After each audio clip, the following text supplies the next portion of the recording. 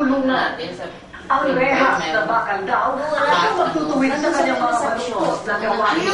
Pero kung ito na ang dahil sa pagkakakulong ng isang menor de edad, ano ang nangyari at ngayon ay tila mas baon na sa problema. August, September 16, second day of class. Pero paano po?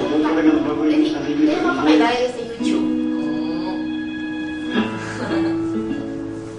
Nagdusa 14 anyos na si Angelo sa piitan kasama ang makatulong binangko.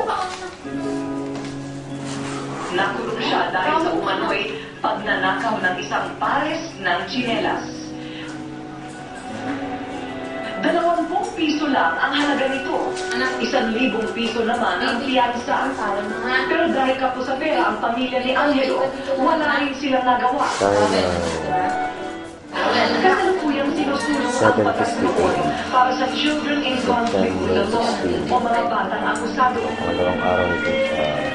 Pero dahil nakabingwin pa rin ang batas, lumanas ng paghihirap ang mga tulad ni Angelo sa kulungan kasama ang matatandang preso. Tinulungan ng aming programa na makalaya si Angelo upang makapiling muli ang pamilya.